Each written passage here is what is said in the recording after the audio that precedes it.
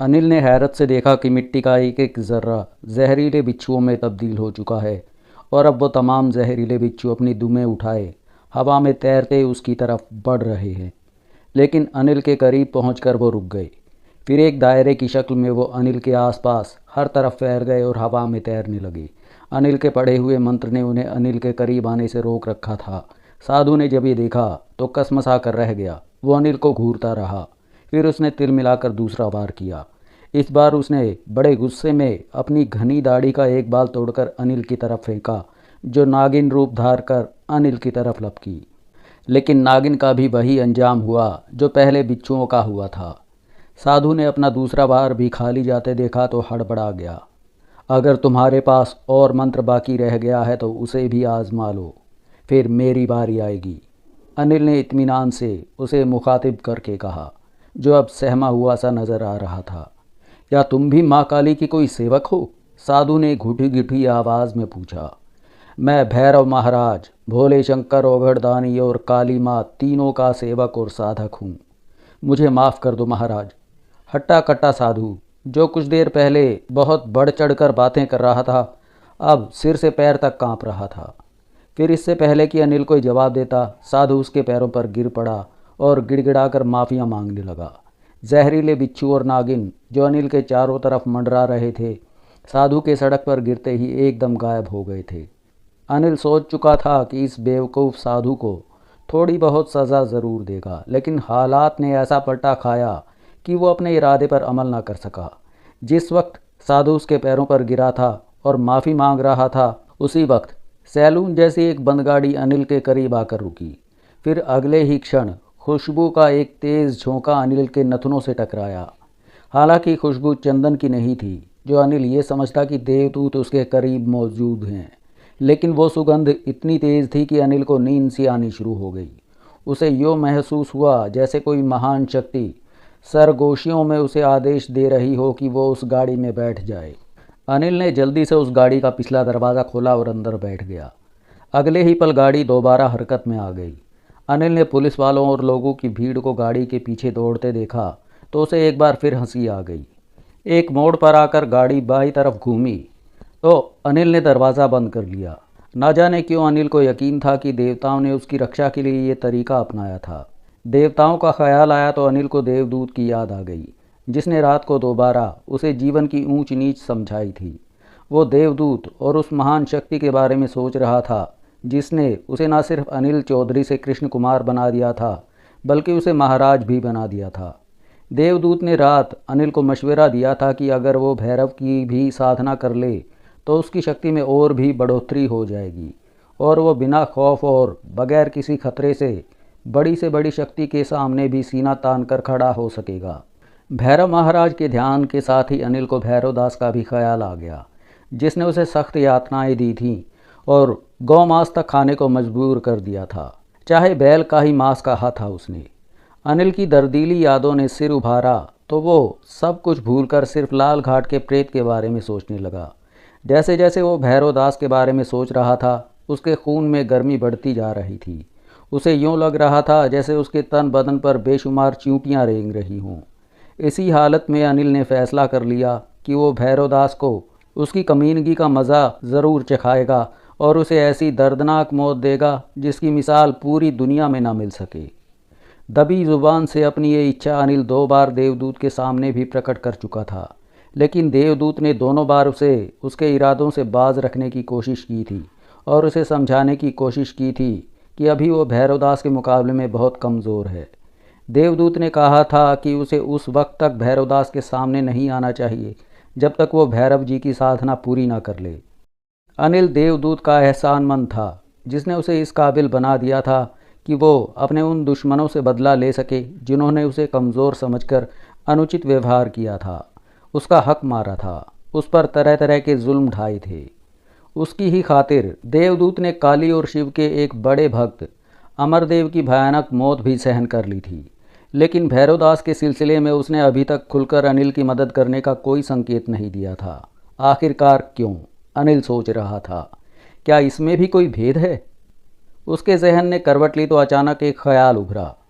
कहीं ऐसा तो नहीं है कि देवता दोनों को एक दूसरे के खिलाफ लड़ते ना देखना चाहते हों? अनिल की समझ में कोई बात नहीं आ रही थी, मगर उसे देवदूत के सामने उसके मुकाबले भैरवदास को तरजीह बिल्कुल पसंद नहीं थी। वो खुद को भैरवदास से बड़ा आदमी देखना चाहता था। अनिल के जहन में इन ख्यालों का उभरना था कि वो सिर से पैर तक कयामत बन गया। इस ख्याल से कि देवदूत एक समय में ही एक साथ दो भक्तों को बेवकूफ़ बना रहा है, उसके तन बदन में आग लग गई थी। भैरवदास के प्रति उसकी नफरत दोगुनी हो गई। अनिल ने तय कर लिया कि सबसे पहले वो भैरव महाराज की साधना करेगा, फिर भैरवदास को ठिकाने लगा कर ही दम लेगा, चाहे देवदूत उसे मना ही क्यों ना करते रहें। अनिल यकीन से नहीं कह सकता था कि गाड़ी में उसका सफ़र कितनी देर तक जारी रहा और वह कितनी देर तक अपनी सोचों में उलझा रहा। बहरहाल जितनी देर तक उसका सफ़र जारी रहा वो उतनी देर तक ही ख्यालों में उलझा रहा और बेचैनी की हालत में रहा और लाल घाट के प्रेत को नीचा दिखाने के लिए तरह तरह की स्कीमें बनाता रहा। अनिल के ख्यालों का सिलसिला उस वक्त टूटा जब उसने गाड़ी को रुकता महसूस किया, क्योंकि इंजन की आवाज़ आनी बंद हो गई थी। ये सोचकर कि किसी नई आफत में फंसने से पहले ही उसे गाड़ी से नीचे उतर जाना चाहिए, वो जल्दी से उठ बैठा। गाड़ी का पिछला दरवाज़ा उसने बड़े आहिस्ता से खोला, लेकिन उसके बाद अनिल ने जो कुछ देखा उसने अनिल की सोचने समझने की शक्ति ही शिथिल करके रख दी। गाड़ी का दरवाज़ा खोलते ही उसकी निगाह जिस शख्स पर पड़ी वो भैरवदास ही था, लाल घाट का प्रेत, जिसे अनिल धरती पर अपना सबसे बड़ा दुश्मन समझता था। वही भैरवदास इस वक्त अनिल के सामने सीना ताने खड़ा था और उसके होठों पर बड़ी अर्थपूर्ण मुस्कुराहट थी। आंखों में एक रौबीली चमक मौजूद थी। भैरवदास अनिल को जिन नज़रों से देख रहा था उनमें व्यंग का पहलू स्पष्ट झलक रहा था, जिसे महसूस करके अनिल का इंतकाम का जज्बा भड़क उठा। लेकिन इससे पहले कि अनिल भैरवदास की इस अचानक मौजूदगी के बारे में सोच सकता, वह अनिल को हिकारत से घूरता हुआ बोला, क्यों अनिल चौधरी, तुम मुझे घूर घूर कर क्यों देख रहे हो? क्या पहचाना नहीं मुझे? अच्छा हुआ जो तुम खुद ही मुझे मिल गए, अनिल ने गुस्सैली आवाज़ में कहा। मुझे तुम्हारी ही तलाश थी भैरवदास। मेरी ही तलाश थी? भैरवदास जहरीले लहजे में बोला। क्यों, क्या कोई नई विद्या आन पड़ी है तुम पर? ये तो समय ही बताएगा भैरवदास की विद्या किस पर आन पड़ी है, अनिल ने नफरत से जवाब दिया। फिर करीब आकर नफरत से भैरवदास की तरफ घूर कर बोला, मैं तुम्हें बता दूंगा कि मैं भी कितनी महान शक्तियों का मालिक हूँ। महान शक्ति? भैरवदास ने भी मुस्कुराहट के साथ कहा। लेकिन कुमार, पहले मुझे ये देखकर बड़ा दुख हो रहा है कि तुम अब भी मूर्खों जैसी बातें कर रहे हो। अनिल कुमार नहीं, अब मेरा शुभ नाम कृष्ण कुमार महाराज है, अनिल दबंग लहजे में बोला। महान साधक कृष्ण कुमार महाराज। कृष्ण कुमार महाराज? भैरवदास ने व्यंग से दोहराया, फिर गंभीर होते हुए बोला, क्या सचमुच तुम्हें अपने महान होने का भ्रम हो गया है? हालांकि देवदूत की नसीहत अनिल को याद थी। देवदूत ने उसे बताया था कि वो अभी ऐसी शक्ति नहीं प्राप्त कर सका है कि भैरवदास से टक्कर ले सके। फिर भी भैरवदास का लहजा उसे गुस्सा दिला रहा था। वो भला कैसे अपने दुश्मन द्वारा अपमान सहन कर सकता था? दुश्मन भी वो, सबसे बड़ा दुश्मन, जानी दुश्मन, लाल घाट का प्रेत, भैरवदास। अनिल ने भैरवदास की अंगारे जैसी सुर्ख आंखों में आंखें डालकर कहा, भैरवदास, मैं मानता हूँ कि कभी तुम ज़रूर महान शक्ति के मालिक थे। तुमने मुझे मनमानी तकलीफ़ें भी पहुँचाई, लेकिन अब वो समय आ गया है जब मैं ईंट का जवाब पत्थर से देने के काबिल हूँ। तुम्हें ये नहीं भूलना चाहिए कि देवताओं ने न सिर्फ मेरी तपस्या को स्वीकार कर लिया है, बल्कि मुझे अपने विशेष सेवक का पद भी दिया है। अनिल के मुंह से निकले शब्द सुनकर भैरवदास का चेहरा सुर्ख हो गया। अनिल ने देखा कि उसकी आंखों में हजारों खौफनाक प्रेतों की परछाइयां नाचकर गायब हो गईं। उसका हट्टा कट्टा विशाल जिस्म अनिल के सामने एक अपराजित चट्टान सा डटा खड़ा था। उसके भारी भरकम चेहरे पर गजबनाक भाव फैले हुए थे, लेकिन ये कैफियत ज़्यादा देर तक नहीं रही थी उसकी। कुछ ही देर में वो ठहरे हुए सागर की तरह शांत और संतुष्ट नजर आने लगा। अब वो अनिल को यूँ देख रहा था जैसे कोई नामी पहलवान किसी बच्चे की बात पर गुस्सा हो जाए और फिर फौरन ही बच्चा समझकर शांत हो जाए। अनिल उसकी एक एक हरकत का गौर से जायज़ा ले रहा था। जब कुछ देर तक भैरवदास खामोश खड़ा उसे घूरता रहा तो अनिल ने उसे मुखातिब करके बड़ी तल्ख आवाज़ में कहा, किस सोच में पड़ गए भैरवदास जी। भैरवदास फिर भी उसे घूरता रहा। अनिल मुस्कुराया, अगर तुम्हें मेरी शक्ति का यकीन नहीं आता तो आजमा कर देख लो। देवदूतों ने तुम्हें बहुत ज़्यादा सिर चढ़ा रखा है कृष्ण कुमार, परंतु ये मत भूलो कि तुम्हारी शक्ति का आरंभ लाल घाट के पुजारी से ही हुआ है। इस प्रकार से हम तुम्हारे गुरु हैं। भैरवदास ने सपाट लहजे में जवाब दिया, तुम्हारा भला इसी बात में है कि तुम मूर्खतापूर्ण कोई शब्द जुबान से ना निकालो और स्वयं को पहचानने की कोशिश करो। ये क्यों नहीं कहते भैरवदास कि अब तुम मुझ पर वार करते हुए घबरा रहे हो। अनिल ने भैरवदास की बातों का गलत अर्थ निकालते हुए दबंग लहजे में कहा, मेरा ख्याल है कि अमरदेव और श्वेता दासी पर जो गुजरी है उससे भी तुम ज़रूर वाकिफ होगे।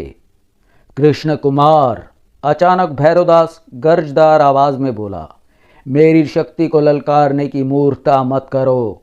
मुझे तुम्हारे संरक्षक देवदूत का ख्याल है, इसीलिए चुप हूँ, मगर इसका ये मतलब कदापि नहीं कि तुम जो मुंह में आए बोलते चले जाओ। भैरवदास, कहीं ऐसा तो नहीं कि तुम देवताओं के नाम की आड़ लेकर अपनी शक्ति का भ्रम बनाए रखना चाहते हो। अनिल फौरन बोला, याद रखो कि मैंने भी कठिन तपस्याएं की हैं।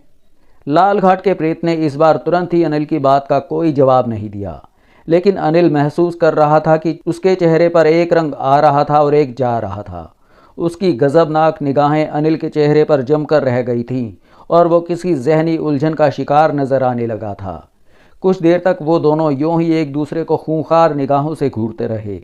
फिर भैरवदास ने बड़ी ही रौबदार आवाज़ में अनिल से कहा, कृष्ण कुमार, जाओ, इस बार मैं तुम्हें देवताओं के नाम पर क्षमा करता हूँ, परंतु इतना याद रखना कि तुम एक दिन मेरे चंगुल में फंसोगे और उस समय मैं तुम्हें ऐसा सबक सिखाऊंगा कि तुम सारा जीवन तड़पोगे। तुम अगर मुझे क्षमा करते हो तो तुम्हारी मर्जी, लेकिन मैं तुम्हें क्षमा करने को तैयार नहीं हूँ। अनिल ने भैरवदास की नरमी का गलत अर्थ लेते हुए कहा। फिर ये सोचकर कि खड़े पैर इस दुष्टात्मा को ठिकाने लगा दूंगा, अनिल शंकर जी का ध्यान करके एक खतरनाक मंत्र पढ़ने लगा। लेकिन इससे पहले कि अनिल अपना मंत्र पूरा करे, भैरवदास गुस्से के मारे सिर से पांव तक कांप उठा। उसकी आंखों से चिंगारियां निकल रही थीं। फिर इससे पहले कि अनिल कुछ समझ पाता, भैरवदास ने ना जाने कौन सा मंत्र पढ़कर उसकी तरफ फूंका कि अनिल अपना मंत्र पढ़ना भूलकर किसी तिनके की तरह उछलकर जमीन पर गिरा और 2-4 कलाबाजियां खा गया। दूसरी बार अनिल जब अपने पैरों पर खड़ा हुआ तो उसका जहन गुस्से से किसी ज्वालामुखी की तरह खौल रहा था। अनिल ने पराक्रमी ढंग से अपना दायां हाथ उठाया और गजबनाक हालत में अपनी उंगलियों को झटकने लगा। अनिल को पूरा यकीन था कि इस बार भैरवदास उसकी उंगलियों से निकलने वाले शोलों से ज़रूर भस्म हो जाएगा, लेकिन ये देखकर वो दंग रह गया कि उसकी उंगलियों से निकलने वाले नीले पीले शोले लाल घाट के पुजारी के शरीर से टकराकर बेअसर होते जा रहे थे। अचानक कुछ सोचकर अनिल ने अपना हाथ नीचे कर लिया। इस वक्त अनिल को देवदूत की बात याद आ गई। अब अनिल सोच रहा था कि इस समय भैरवदास से टकराने की बजाय किस तरह उससे पीछा छुड़ाए। फिर भैरव महाराज की तपस्या पूरी करने के बाद दोबारा इससे अपना इंतकाम पूरा किया जाए। इसीलिए अनिल ने कोई दूसरा मंत्र पढ़ने की बजाय सिर्फ भैरवदास को घूरने तक बस की। भैरवदास भी कुछ देर खड़ा अनिल को कहर भरी नज़रों से घूरता रहा। फिर बड़े अर्थपूर्ण ढंग से मुस्कुराकर बोला, क्यों कृष्ण कुमार, क्या है तुम्हारे मन में? इतनी जल्दी शांत पड़ गए? अगर चाहो तो अपने 2-4 मंत्र शंत्र और आजमा लो। मैं अगर चाहता तो अमरदेव की तरह तुम्हें भी नर्क रवाना कर सकता था, लेकिन इस समय मुझे देवदूत का ख्याल आ गया है। अनिल के पास अब भैरवदास को टालने के लिए झूठ बोलने के सिवाय कोई उपाय नहीं था। कृष्ण कुमार, तुम भूल रहे हो कि तुम लाल घाट के पुजारी भैरवदास के सामने खड़े हो। लाल घाट का प्रेत कटु लहजे में बोला, मैं जानता हूं कि इस समय तुम क्या सोच रहे हो। क्या सोच रहा हूं? अनिल ने हैरत से पूछा। तुम भैरव महाराज की तपस्या के बाद मुझसे टकराने की सोच रहे हो, परंतु तुम्हारा ये सपना कभी पूरा नहीं होगा। मेरी शक्ति के सामने तुम हमेशा बौने ही रहोगे, बिल्कुल नादान और मूर्ख, किसी छोटे बच्चे की तरह। मुझे यहाँ क्यों लाया गया है? अनिल ने जल्दी से बातों का विषय बदलते हुए सवाल किया। देवदूत का आदेश यही था कि तुम्हें उनके चरणों में छोड़ दिया जाए। भैरवदास निरंतर उसे नफरत भरी निगाहों से घूरे जा रहा था।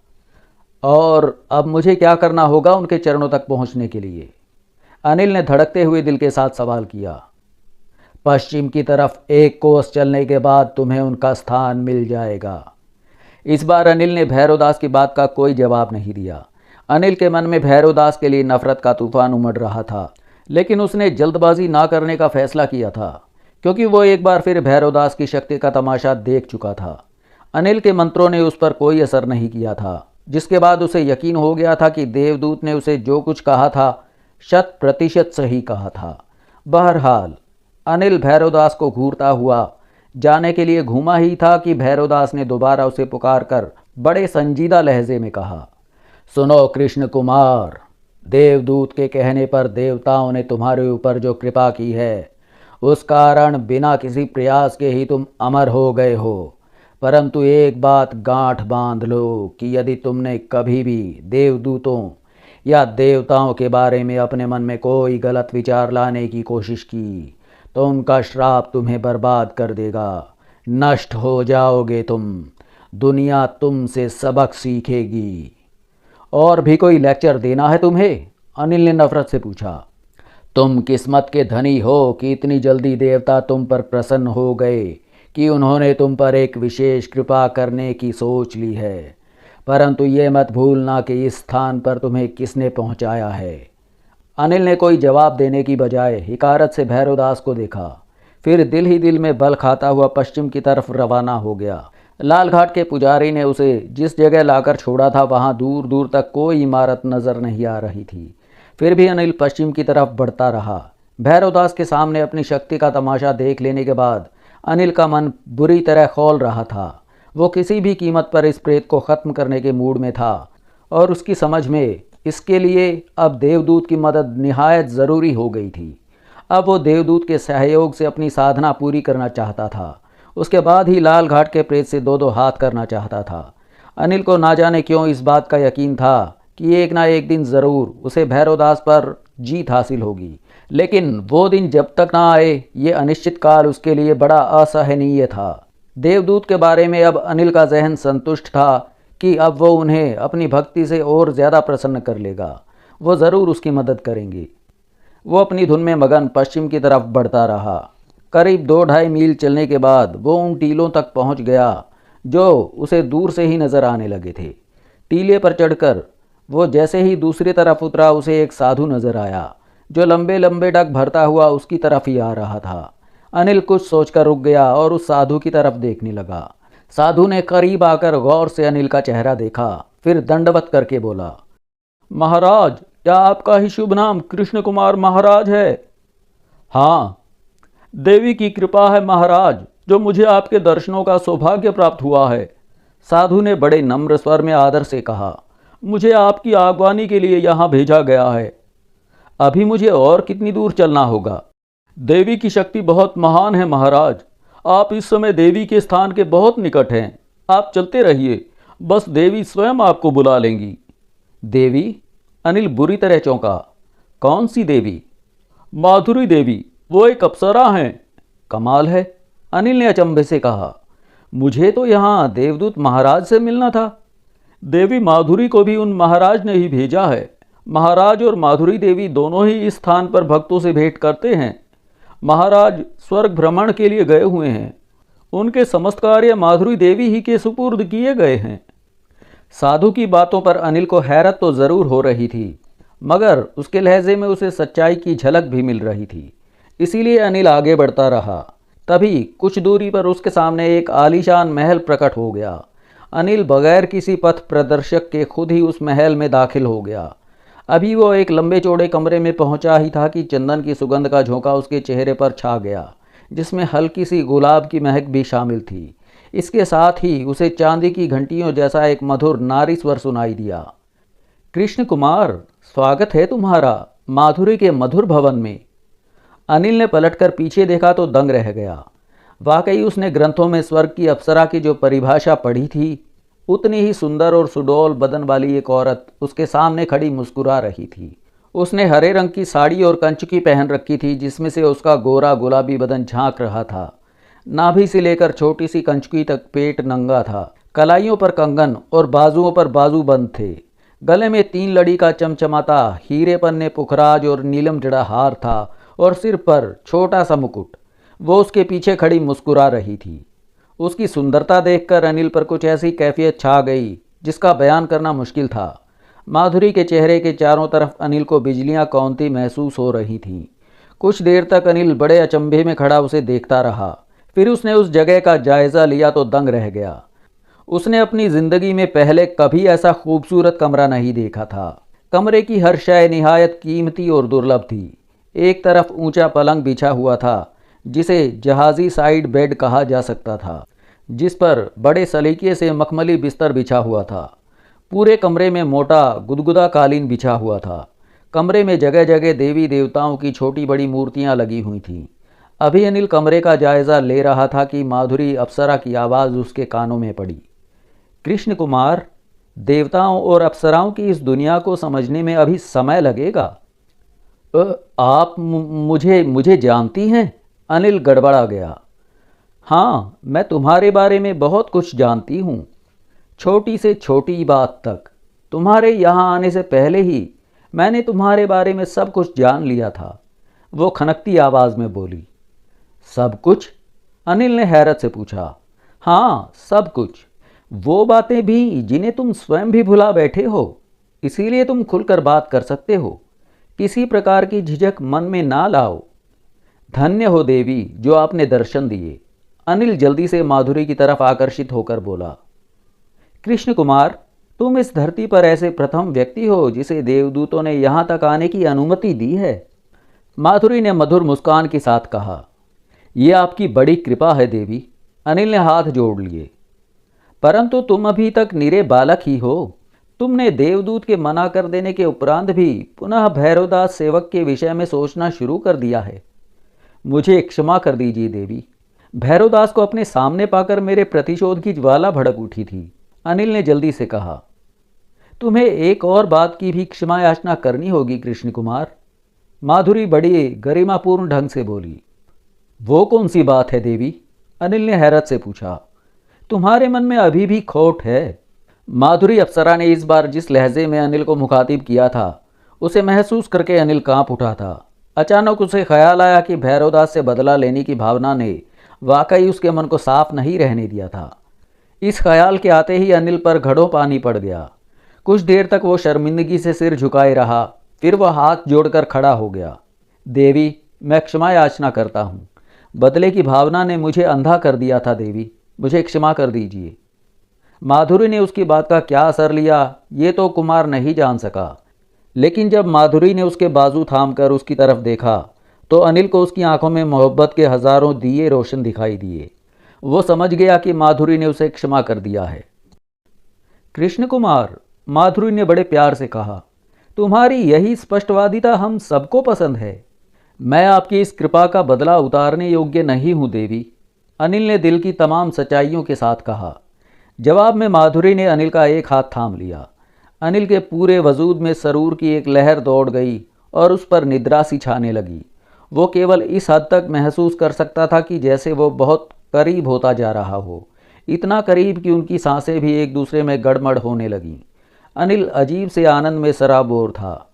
उसे महसूस हो रहा था कि माधुरी का कोमल सुगंधित शरीर उसकी बाहों में है और वो सामीप्य की सारी हदों को पार करके यौन संबंधों की सीमाओं में दाखिल हो गए हैं। उसके बाद अनिल को कुछ होश नहीं रहा था। अगले दिन माधुरी ने अनिल के कहे बगैर उसे वो मंत्र बता दिए जो उसने भैरव महाराज की तपस्या के दौरान पढ़ने थे। माधुरी ने उससे कहा था कि उसे 6 माह का संकल्प करके तपस्या करनी होगी। इस दौरान वो किसी से नहीं मिल सकेगा और पूरी एकाग्रता के साथ उसे तपस्या में लीन रहना होगा। इस बार उसे किसी खंडहर में जाकर तपस्या करने का निर्देश नहीं दिया गया था, बल्कि माधुरी ने उसे एक अलग कमरे में रहकर जाप करने की इजाज़त दे दी थी। अनिल समय व्यर्थ नहीं गंवाना चाहता था, इसीलिए अगले दिन से ही वो भैरव महाराज की आराधना के लिए मंत्र जाप में व्यस्त हो गया। चूँकि अनिल पूरी लगन और एकाग्रता के साथ तपस्या कर रहा था, इसीलिए वक्त के गुजरने का कोई अंदाज़ा नहीं हो सका और ना ही मंत्र पाठ करते समय पिशाचों और दुष्ट आत्माओं ने उसे डराकर बहकाने की ही कोशिश की थी। या फिर मुमकिन है ये सब कुछ माधुरी की वजह से ही हुआ हो। बहरहाल वो निरंतर दिन रात अपने मंत्र पाठ में लगा रहा। 6 मास कब गुजर गए उसे पता भी ना चल सका। जिस दिन कुमार ने मंत्र जाप पूरा किया उस दिन माधुरी उस पर ज़्यादा ही मेहरबान नज़र आ रही थी। अनिल महसूस कर रहा था कि माधुरी उसके कुछ और करीब आ गई है। माधुरी ने खुद अपने कोमल हाथों से अनिल को स्नान करवाया। उसकी दाढ़ी जो 6 मास की अवधि में बेतहाशा बढ़ गई थी साफ करवाई और पहनने के लिए उसे आलीशान लिबास उपलब्ध करवाया गया जो विशेष रूप से तैयार करवाया गया था।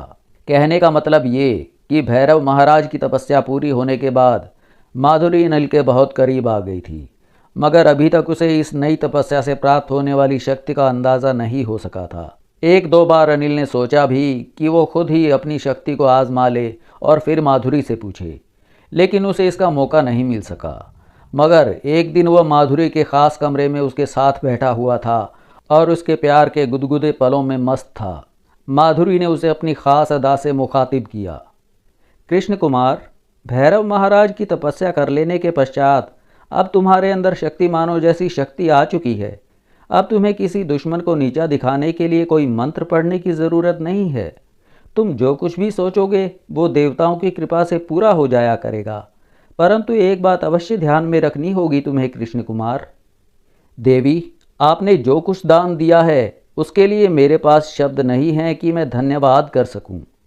अनिल जल्दी से बोला, लेकिन मैं आपकी कृपा को कभी भुला नहीं सकूंगा। मुझे जो भी आदेश मिलेंगे मैं जी जान से उनका पालन करूंगा। माधुरी ने मुस्कुराकर अनिल की आंखों में झांका, फिर बड़ी अदा से बोली, सोच लो कृष्ण कुमार, एक बार वचन देकर अगर तुम फिर गए तो मैं तुम्हें क्षमा कर सकती हूँ, परंतु देवता तुम्हें क्षमा नहीं करेंगे। माधुरी की ये बात सुनकर अनिल दिल ही दिल में हंस दिया था। जब वो अनिल के साथ यौन संबंध तक स्थापित करती थी तब तो किसी को कोई एतराज़ नहीं होता था, फिर वचन भंग करने पर ही देवता उससे क्यों नाराज़ हो जाएंगे, अनिल ने सोचा। अनिल अभी उसकी बात का जवाब भी ना सोच पाया था कि माधुरी ने अपनी बाहें उसकी गर्दन से हटा लीं और रुष्ट स्वर में बोली, कृष्ण कुमार, तुम्हें पहले भी कहा गया था कि पाप और पुण्य के चक्करों में मत पड़ो। हम अप्सराएं यौन संबंधों को इतना बुरा भी नहीं समझती और ना ही देवताओं को इस पर कोई आपत्ति होती है। इन बातों को समझने के लिए एक श्रेष्ठ जीवन की आवश्यकता होगी। शारीरिक संबंध और आत्मा का मिलाप यदि 2 मनुष्यों की सहमति तथा इच्छा से हो तो पाप नहीं कहलाता, परंतु वचन देकर भंग करना हम लोग घोर पाप की श्रेणी में मानते हैं। अनिल को माधुरी की बात पर कोई हैरत नहीं हुई। वो जानता था कि माधुरी मन का भेद जानने में दक्ष है, लेकिन वो बात अनिल अभी तक नहीं जान सका था जिसका माधुरी वचन लेना चाहती थी। अनिल ने अपने जहन पर जोर देकर इस बारे में सोचा तो अचानक उसे भैरवदास का ख्याल आ गया। इसीलिए वो संभल कर बोला, देवी, मैं आपका हर आदेश मानने को तैयार हूँ, हर बात का वचन दे सकता हूँ, लेकिन अगर इस बात का संबंध भैरवदास से है तो मुझे मजबूर ना करें। माधुरी ने कुछ बुझी बुझी सी निगाहों से अनिल की तरफ देखा, फिर कुछ सोचकर बोला, तुम और भैरवदास दोनों मेरे सेवक हो। ये सत्य है कि मेरे ऊपर तुम्हारा जो अधिकार बन चुका है वो भैरवदास को जीवन पर्यंत नहीं मिल सकता। माधुरी की ज़ुबान से ये सुन लेने के बाद कि वो उसे भैरवदास के मुकाबले में ज़्यादा करीब समझती है, अनिल का सिर गुरूर से तन गया। अनिल ने प्रेम भावना के आवेग में माधुरी को बाहों में भर लिया और फिर मस्ती में चूर हो हर बंधन को तोड़कर उस अप्सरा के कुंदन कोमल शरीर के उतार चढ़ाव में खोता चला गया, जो कि भैरवदास और खुद माधुरी के कहे अनुसार कोई पाप कर्म नहीं था। जब तक अनिल पर मदहोशी छाई रही वह माधुरी के साथ सहवास में आनंद उठाता रहा। माधुरी की आंखों में अब भी प्यार के लाखों दिए जल रहे थे। इस स्थिति में अनिल ने भैरवदास का जिक्र करना मुनासिब नहीं समझा। वो पहले माधुरी को पूर्ण विश्वास में लेना चाहता था। 15-20 दिन इसी तरह गुजर गए। भैरव जी की तपस्या पूरी कर लेने के बाद अनिल माधुरी की संगत से ऐसा आनंदित हुआ कि उसे किसी बात का होश ही नहीं रहा।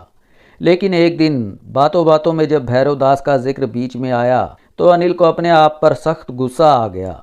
वह बड़ी संजीदगी से सोचने लगा कि अब उसे माधुरी की इजाज़त लेकर यहाँ से विदा हो जाना चाहिए ताकि वो लाल घाट के प्रेत से इंतकाम ले सके।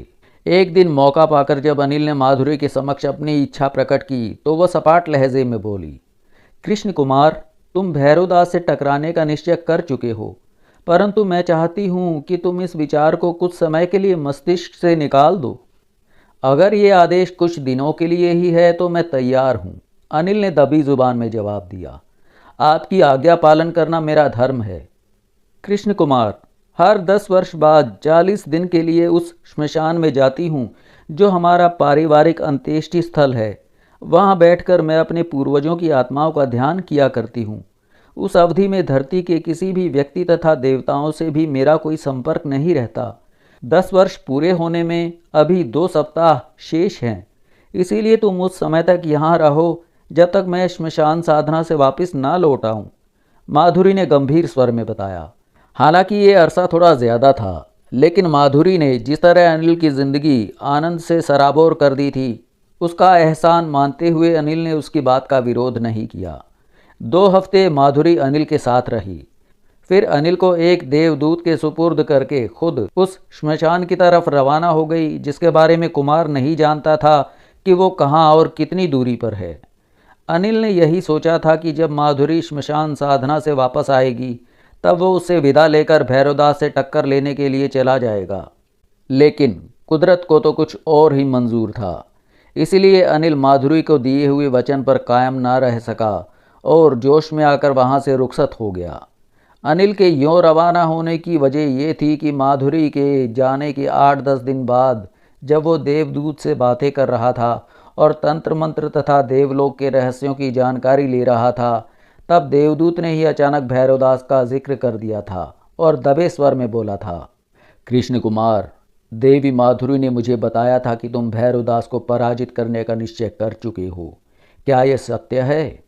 हाँ, अनिल भैरवदास के जिक्र पर अचानक उत्तेजित होकर बोला, मैं उस दुष्ट को सज़ा देने का निर्णय कर चुका हूँ और जब तक मैं अपने इरादों पर अमल ना कर लूँगा चैन से नहीं बैठूँगा।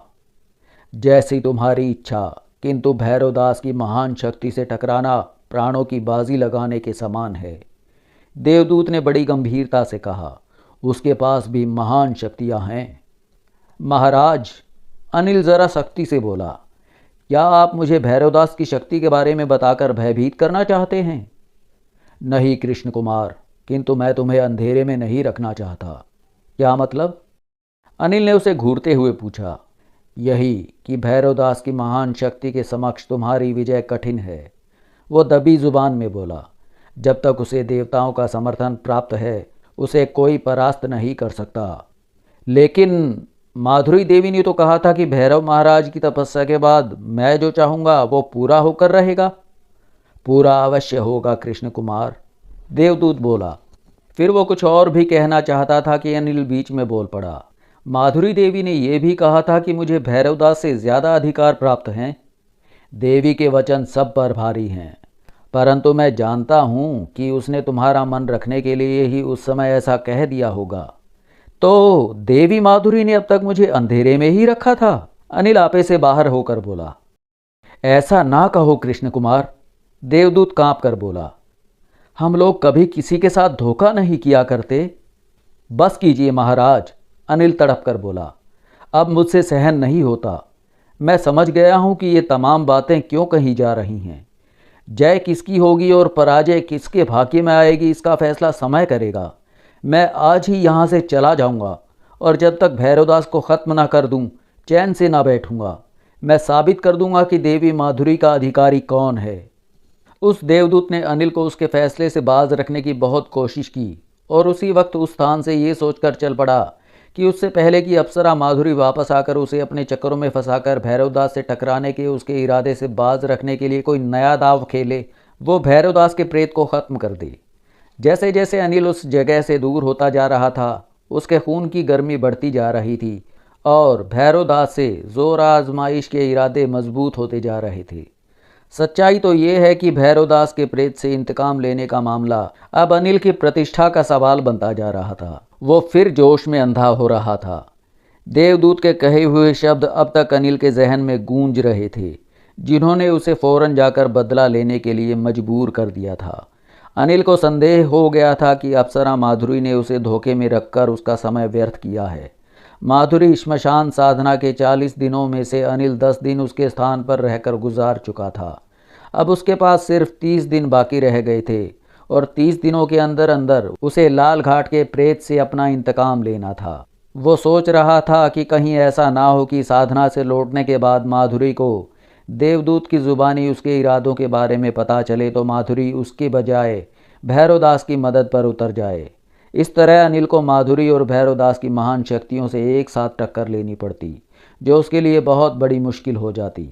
अनिल ने सोच लिया था कि 30 दिन के अंदर अंदर वो भैरवदास से उन तमाम बातों का हिसाब चुकता करेगा जो उसके दिल पर लिखी हुई थीं। अनिल अपनी धुन में मगन तेज तेज कदमों से चला जा रहा था कि कुछ सोचकर रुक गया। अचानक उसे माधुरी की एक बात याद आ गई। माधुरी ने कहा था कि भैरव महाराज की तपस्या पूरी कर लेने के बाद उसे किसी बात की फिक्र नहीं रहेगी, जो वो चाहेगा पूरा होगा। अनिल ने अभी तक अपनी नई शक्ति को आजमाया नहीं था, उस शक्ति को जिसके लिए उसने अपने जीवन की धारा ही बदल डाली थी। ना जाने किन किन हैरत अंगेज मंजिलों से गुजरा था। अब वो उस शक्ति का प्रदर्शन चाहता था। मैं कहाँ जाऊँ?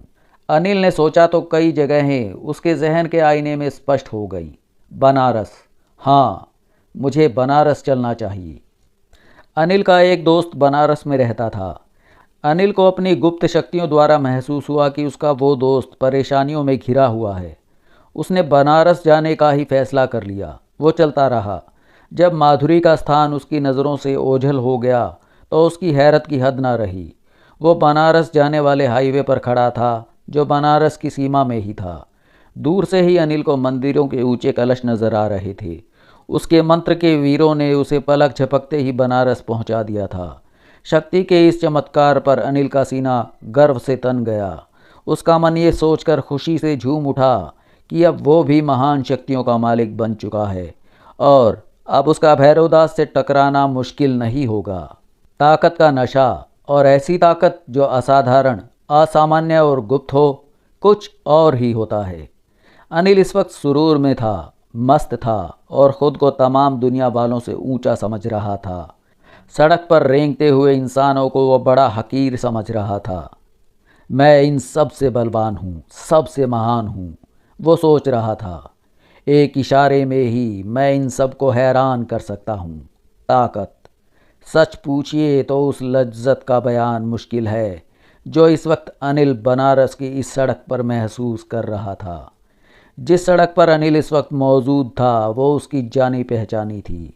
अपने पापा के साथ उसका बनारस में भी काफ़ी वक्त गुजरा था, इसीलिए वो यहाँ के गली कूचों से भी बाखूबी वाकिफ़ था। यहाँ अनिल के बेशुमार दोस्त भी रहते थे, जिनमें हिंदू भी थे और मुसलमान भी।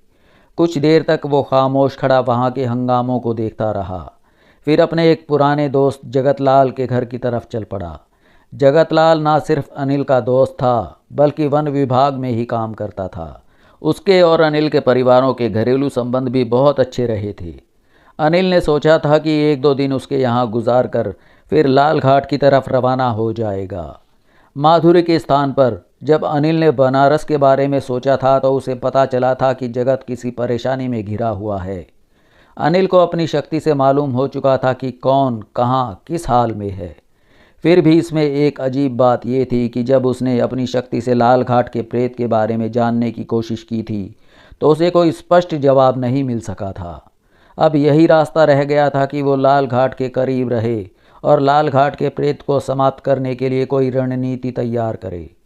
अनिल को यकीन था कि भैरवदास ने अपनी शक्ति से पहले ही ऐसा इंतज़ाम कर लिया होगा कि अनिल उसकी वर्तमान स्थिति के बारे में ना जान सके।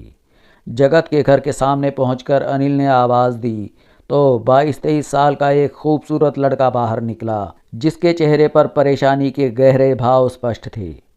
फरमाइए, लड़के ने उखड़े हुए लहजे में कहा। मुझे जगतलाल जी से मिलना है, अनिल ने शालीन लहजे में कहा। वो इस वक्त घर पर नहीं हैं, लड़के ने तेज़ी से जवाब दिया।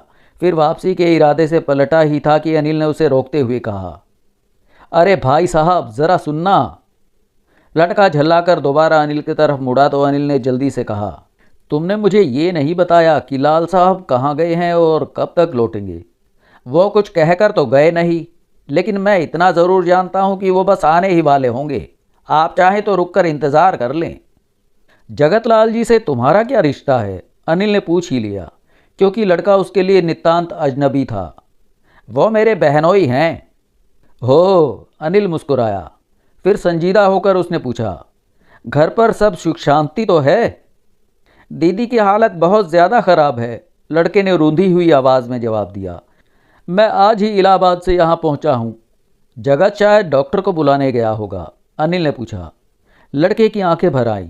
वो डबडबाई नज़रों से अनिल की तरफ देखकर बोला, डॉक्टर और हकीम दीदी की तरफ से निराश होकर जवाब दे चुके हैं।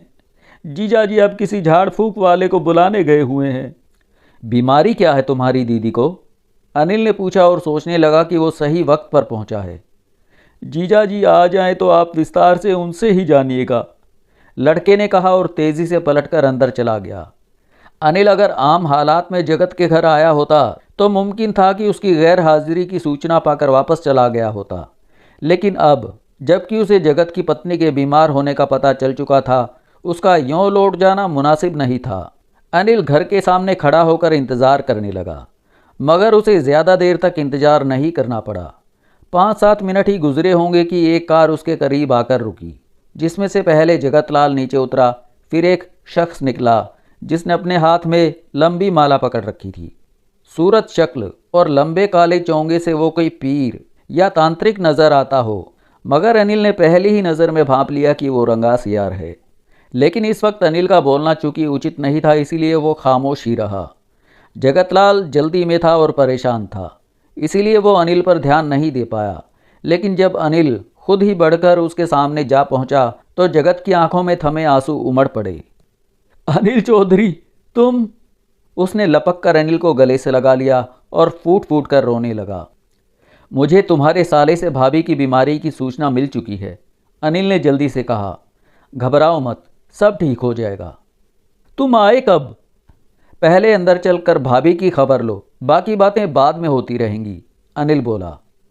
आगे की घटना बड़ी दिलचस्प घटी, इसीलिए उसे बता रहा हूँ। वैसे मैंने बहुत सी घटनाएं लंबी होने की वजह से प्रस्तुत कहानी से गोल कर दी हैं। जहाँ तक मेरा ख्याल है, पहले मैंने इस कहानी में इस तरह की 1-2 घटनाओं का ही जिक्र किया है। हालांकि दिलचस्प घटनाओं की भी एक इतनी लंबी लिस्ट है कि उन्हें अगर बताया जाए तो ये दास्तान कभी ख़त्म ही ना हो। जगत अनिल को और पीर साहब को लेकर अंदर गया। जगत की पत्नी चूंकि अनिल से घूंघट नहीं निकालती थी, इसीलिए वो उसके कमरे में ही चला गया। वहाँ वो मुर्दों जैसे अंदाज में आंखें बंद किए चित लेटी हुई थी। अनिल को उसकी ये हालत देखकर बहुत दुख हुआ। कभी वो एक अच्छी खासी शख्सियत वाली सुंदर औरत थी, लेकिन इस समय हड्डियों का पिंजर नजर आ रही थी। अनिल चुपचाप खड़ा उसे देखता रहा। पीर साहब, जो ख़ास तौर पर उसके इलाज के लिए ही आए थे या लाए गए थे, आगे बढ़कर मरीज़ा को देखते रहे और तस्बीह के दानों पर उल्टे सीधे हाथ चलाते रहे। जगत और उसका जवान साला पीर साहब को टकटकी बांधे देख रहे थे, लेकिन अनिल चूंकि उस रंगे सियार की असलियत से वाकिफ़ हो चुका था, दिल ही दिल में मुस्कुरा रहा था। वो बड़े गौर से पीर साहब को देख रहा था। पीर साहब कभी आंखें फाड़े छत की तरफ देखने लगते थे और कभी दाढ़ी पर हाथ मारकर अपने होंठ चबाने लगते थे। करीब 10-12 मिनट तक वो इसी किस्म की ड्रामेबाजी करते रहे। फिर जगतलाल की तरफ लाल पीली आंखों से घूर कर बोला, मियाँ, तुमने मुझे बुलाने में बहुत देर कर दी, बात बहुत आगे पहुंच चुकी है। आपने क्या अंदाज़ा लगाया है पीर साहब? जगत ने बड़े अदब से पूछा।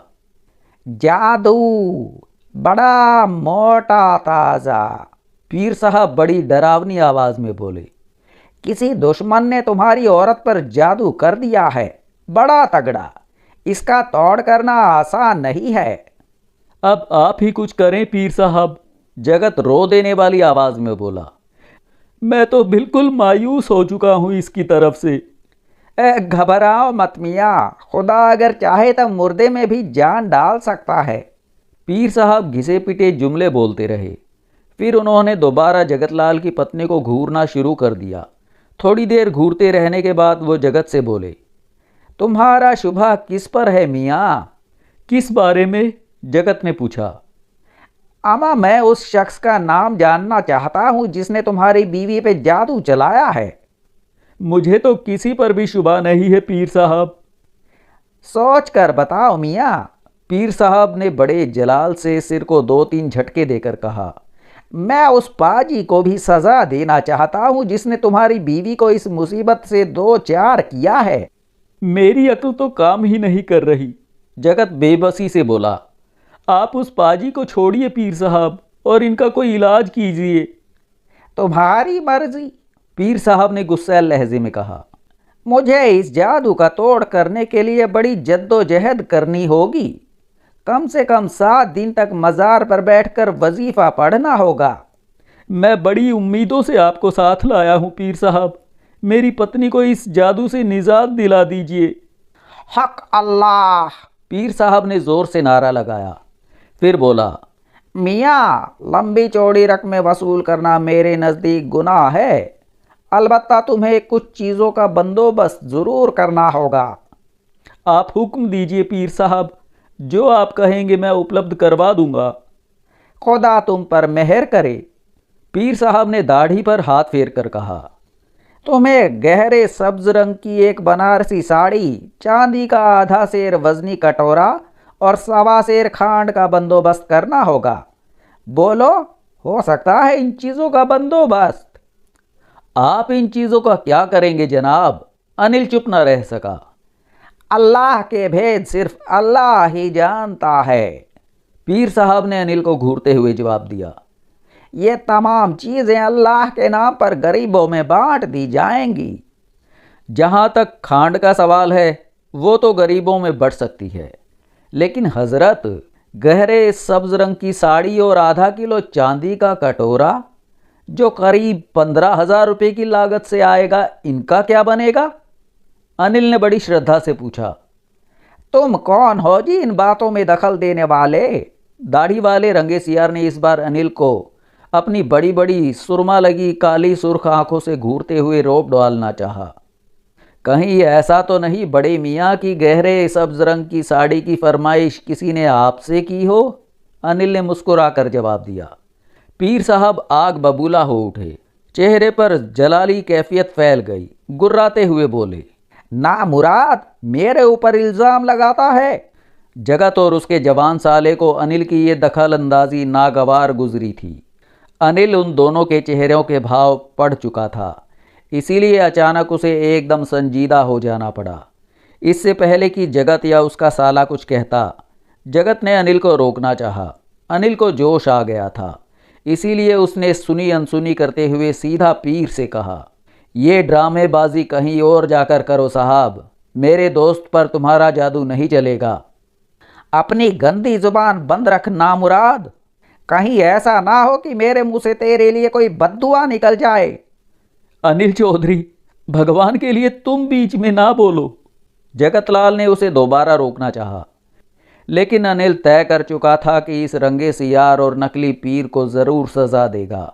अनिल कड़क कर बोला, मौलवी साहब, मेरे सामने नहीं चलेगी तुम्हारी ये बाजीगरी, और अगर तुम सचमुच के पीर हो तो इसका इम्तिहान अभी हो जाता है। इतना कहकर अनिल ने खूंखार नज़रों से उसे घूरा ही था कि उसके वीरों ने नकली पीर को उठाकर इतनी ज़ोरों से पटकनी दी कि वो बिलबिलाकर गिरा और कराहने लगा। जगत और उसका साला मौलवी नुमा शख्स की मदद के लिए आगे बढ़े, लेकिन फिर जो कुछ हुआ उसने उन दोनों को ही खौफजदा अंदाज में रुक जाने पर मजबूर कर दिया। दोनों ही हैरत से आंखें फाड़े मौलवी जैसे उस शख्स को देख रहे थे जिसकी दाढ़ी अचानक गायब हो गई थी, बल्कि उस पर कोड़ के धब्बे भी नजर आ रहे थे। रहम करो भाई, खुदा के लिए रहम करो, नकली पीर ने गिड़गिड़ा कर अनिल से कहा। मैं कसम खाता हूं कि अब कभी किसी के साथ दगा और फरेब नहीं करूंगा। खैरियत चाहते हो तो यहाँ से दफ़ा हो जाओ, वरना तुम्हें ऐसी सज़ा दूंगा कि सारी उम्र याद रखोगे। अल्लाह के नाम पर फरेब करते शर्म नहीं आती तुम्हें? अनिल अपने असल रूप में आता जा रहा था। जवाब में नकली पीर ने उसे सहमी हुई नज़रों से देखा, फिर उठा और सिर पर पांव रखकर ऐसा भागा कि फिर कभी उसकी कोई खबर नहीं मिली। जगत और उसका साला हैरत भरी नज़रों से अनिल की तरफ देख रहे थे। नकली पीर के भागने के बाद कमरे में थोड़ी देर सन्नाटा छाया रहा। फिर जगत ने अनिल के करीब आते हुए कहा, अनिल चौधरी, क्या वो सचमुच तुम थे जिसने नकली पीर को? जगत, अनिल दोस्त की बात काटते हुए बोला, क्या तुम फ़ौरन बकरे का खून उपलब्ध करवा सकते हो? बकरे का खून? जगत ने हैरत से कहा, इस वक्त तुम बकरे के खून का क्या करोगे? पूछताछ बाद में कर लेना, फ़िलहाल मैं जो कुछ कह रहा हूँ वो करो जल्दी। लेकिन इस वक्त बकरे का खून मिलेगा कहाँ से? चलो जाने दो। अनिल ने बिस्तर पर पड़ी उसकी पत्नी को गौर से देखते हुए कहा, क्या तुम लोग थोड़ी देर के लिए बाहर जाओगे? क्यों? मैं ज़रा भाभी जी को देखना चाहता हूँ। अनिल जल्दी से बोला, घबराओ मत, सब ठीक हो जाएगा। बस ज़्यादा से ज़्यादा तुम लोगों को 15 मिनट कष्ट दूंगा। जगत ने, जो अनिल के रौब में लगता था, 2 पल के लिए गौर से उसके चेहरे पर देखा, फिर अपने साले को लेकर बाहर चला गया। अब कमरे में अनिल था और जगत की बीमार बीवी थी, जो पूर्ववत आंखें बंद किए बिस्तर पर पड़ी हुई थी। जगत के बाहर जाते ही अनिल ने आंखें बंद की और एक ख़ास मंत्र पढ़ने लगा। अभी उसे मंत्र पढ़ते हुए 5-6 मिनट ही हुए थे कि उसके एक गुलाम प्रेत ने उसे जगत की बीवी की बीमारी की वजह बता दी। इसीलिए अनिल ने उसी वक्त जगत को अंदर बुलाकर कहा, भाभी जी को फ़ौरन दूसरे कमरे में पहुंचा दो। क्या इस कमरे में कोई ख़ास बात है? वक्त ज़ाया मत करो, जो मैं कहता हूँ उस पर फ़ौरन अमल करो, अनिल जल्दी से बोला। जगत ने फिर अनिल से कोई सवाल नहीं किया। अनिल देख रहा था कि इस वक्त वो बड़ी उलझनों का शिकार है, लेकिन बहरहाल उसने अपने साले की मदद से अपनी बीवी को दूसरे कमरे में पहुंचा दिया था। फिर वो जब दोबारा अनिल के पास आया तो अनिल ने सरगोशी से कहा, अब फिक्र की कोई बात नहीं है, कल सुबह तक तुम्हारी पत्नी की हालत सुधर जाएगी। अच्छा हुआ जो मैं ठीक वक्त पर आ गया। मगर ये चक्कर क्या है?